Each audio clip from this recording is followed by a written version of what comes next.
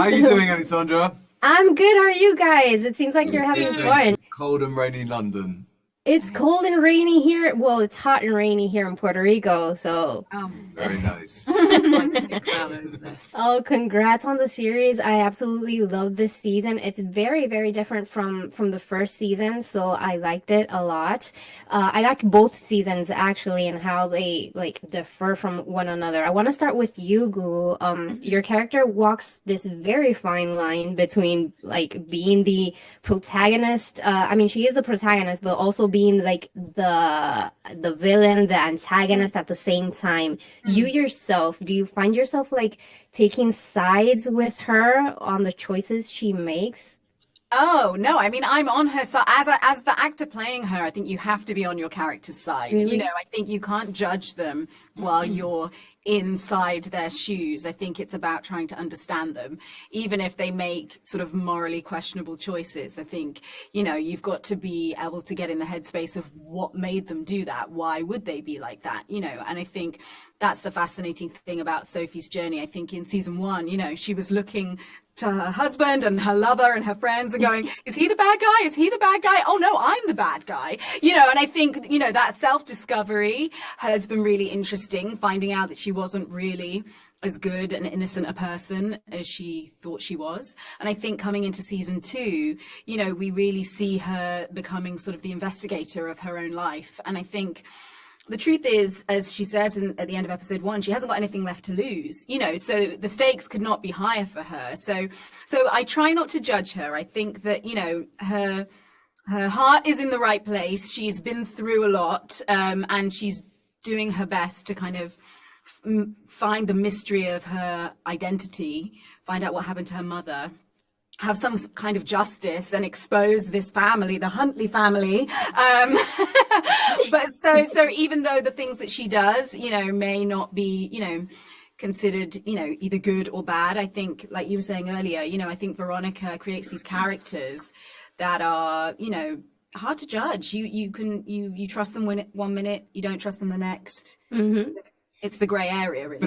But I also think that's very true in life. You know what I mean? Like no one's like this perfect thing, or like, you know what I mean? Everyone's this sort of grey, and I think that's what's so interesting about a character like Sophie is that you could very easily sit there and judge the character, but then in the same breath you sort of have this complete and utter empathy and understanding for her. And yeah, it's a sort of fascinating. Sorry, I'm just jumping in. No, It's like an no, audience. but similarly great. to James as well. You know, like he's got his own agenda. Not for Eliza. I am, when you were saying that, I was thinking, well, I am perfect.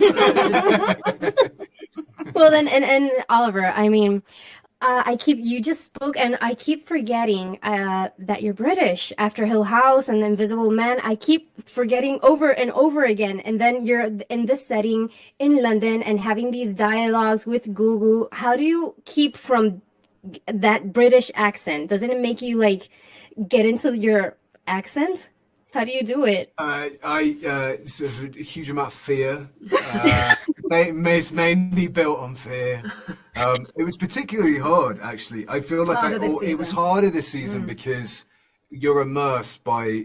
We were just shooting in London, so the whole everyone was British. Everyone was, you know, and we have this sort of British guilt that runs throughout our sort of history, where you feel constantly embarrassed and have to apologise for your existence. And so there's an awful lot of that goes on inside my head whenever I have to do any form of accent where I'm like, oh God, I sound like an idiot. But you push through. Right. You push through, and here we are, an evil James. Evil James.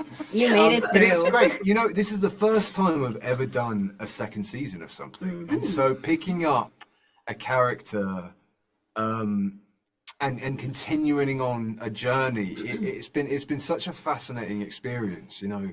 And what you know, like, sort of to harp back what you were saying, you know, both seasons, you know, share there's a similarity between them, but sort of tonally they feel very, very different. We were saying this morning that season one felt quite claustrophobic and slower in its sort of uncovering, and this feels like you're sort of chucked into this gigantic ocean of stuff, and everything is coming at all angles, and so there's this real kind of propulsive nature to season 2 that Yes. and which feels like such an exciting kind of progression to kind of go on from season 1. So don't know if that I guess the question was about. I forgot. I forgot the question. Sorry. No worries.